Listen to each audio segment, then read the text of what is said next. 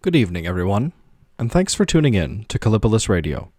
Tonight, I'll be reading another essay by Arthur Schopenhauer. This one is titled, On Suicide. Thanks for listening. As far as I can see, it is only the followers of monotheistic, that is, of Jewish, religions that regard suicide as a crime. This is the more striking, as there is no forbiddance of it, or even positive disapproval of it, to be found either in the New Testament or the Old, so that teachers of religion have to base their disapprobation of suicide on their own philosophical grounds. These, however, are so bad that they try to compensate for the weakness of their arguments by strongly expressing their abhorrence of the act, that is to say, by abusing it.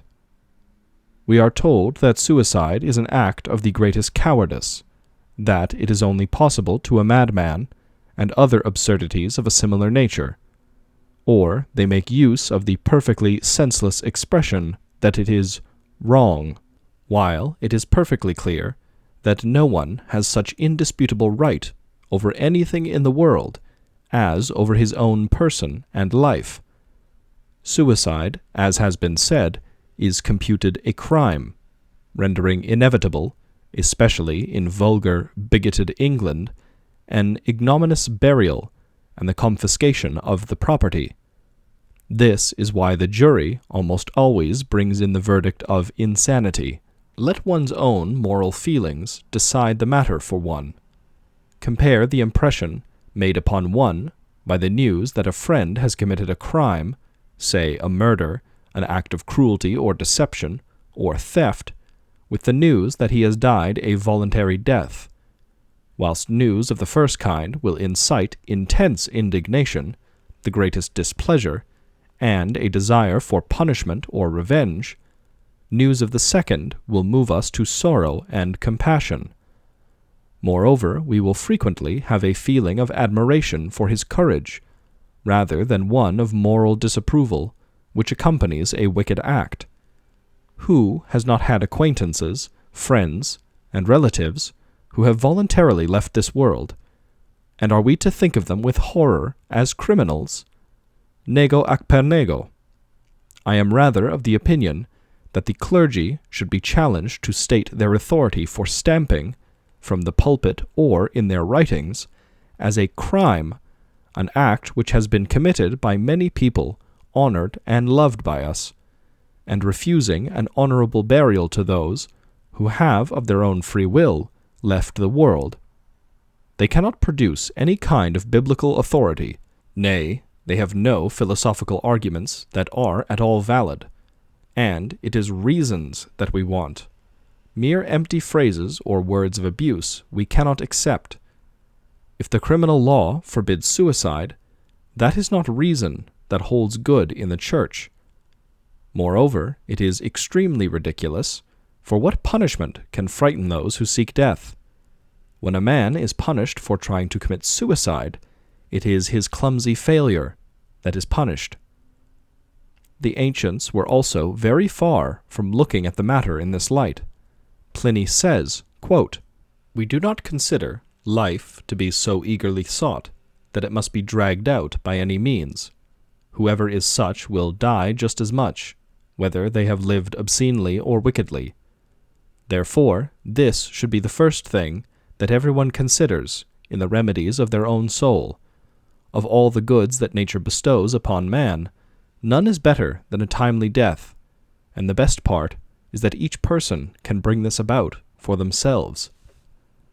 Even God cannot do everything, for he cannot even end his own life if he so wishes, which is the best gift he has given to man in the sufferings of life." End quote. In Massilia, and on the island of Chios, a hemlock potion was offered in public by the magistrate to those who could give a valid reason for quitting this life. And how many heroes and wise men of ancient times have not ended their lives by a voluntary death? To be sure, Aristotle says, quote, "Suicide is a wrong against the state, although not against the person."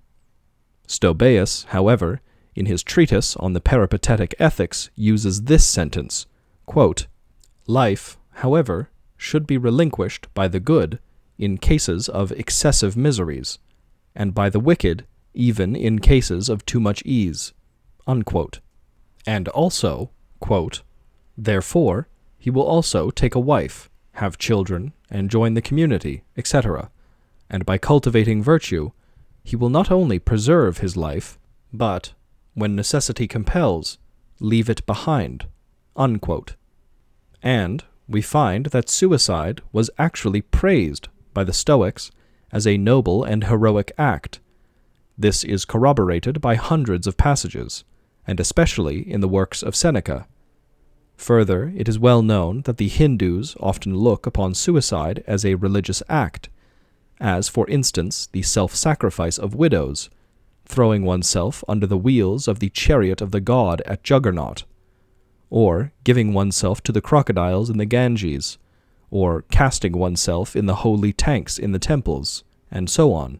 It is the same on the stage, the mirror of life.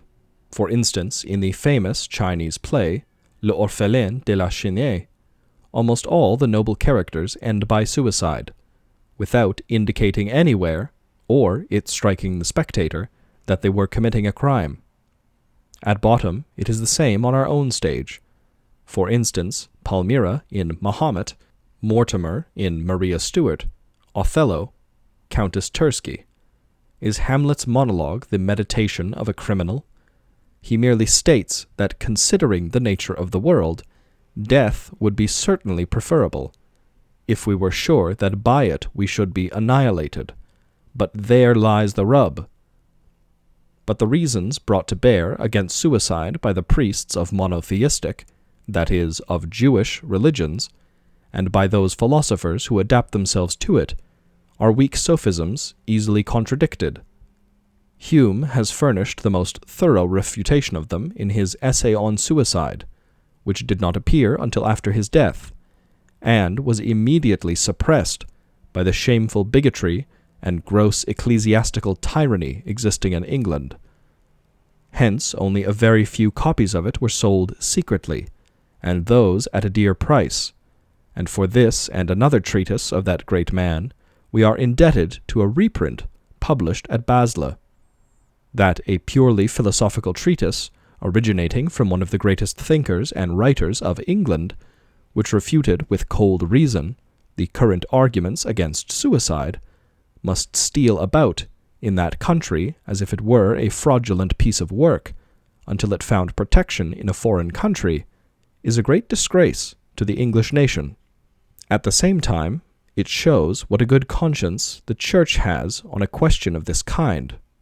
The only valid moral reason against suicide has been explained in my chief work.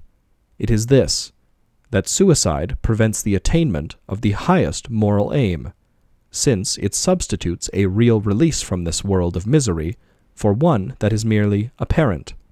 But there is a very great difference between a mistake and a crime, and it is as a crime that the Christian clergy wish to stamp it.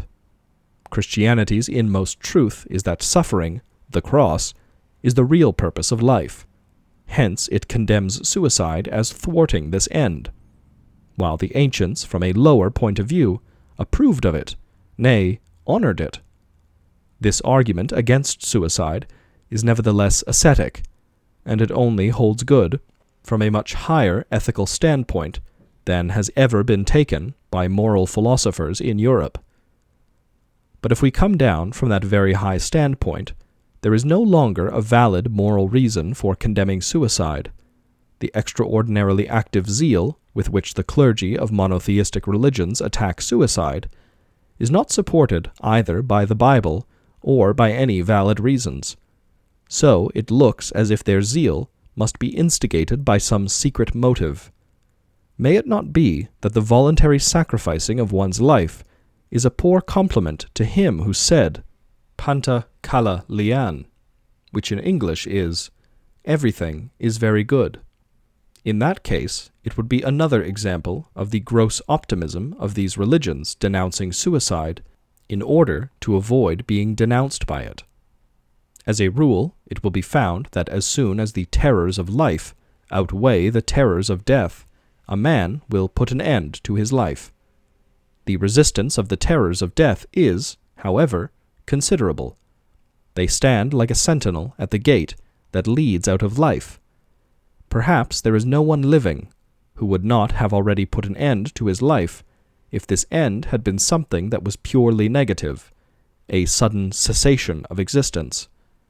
But there is something positive about it, namely the destruction of the body, and this alarms a man simply because his body is the manifestation of the will to live.